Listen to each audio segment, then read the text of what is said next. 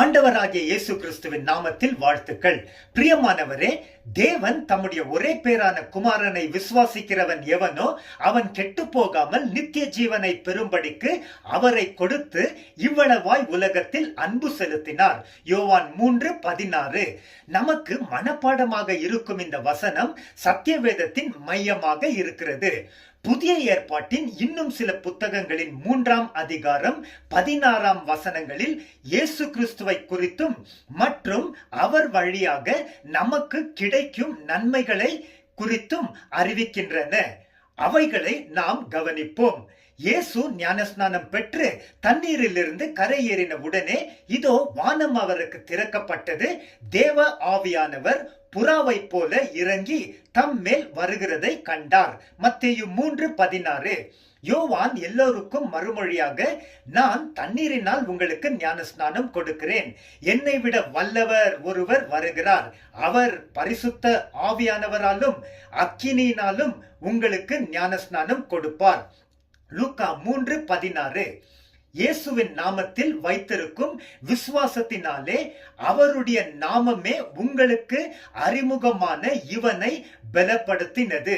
இயேசுவினால் உண்டாகிய நம்பிக்கை உங்கள் எல்லோருக்கும் முன்பாக இவனுடைய முழு சரீரத்திற்கும் இந்த சுகத்தை கொடுத்தது. அப்போஸ்தலர் 3:16.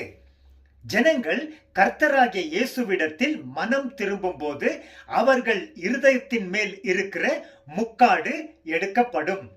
2 கொரிந்தியர் 3:16. ஆபிரகாமுக்கும் அவனுடைய சந்ததிக்கும் வாக்குத்தத்தங்கள் பண்ணப்பட்டன.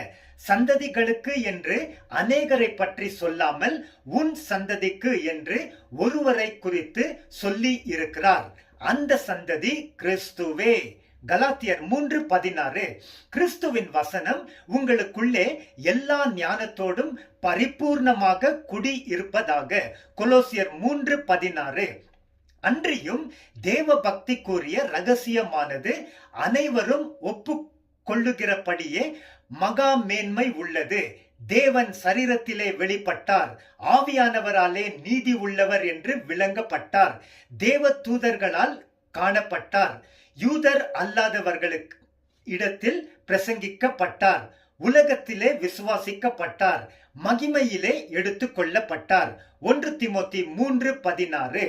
இயேசு கிறிஸ்து தம்முடைய ஜீவனை நமக்காக கொடுத்ததினாலே அன்பு இன்னதென்று அறிந்திருக்கிறோம். 1 யோவான் 3:16. ஆமென்.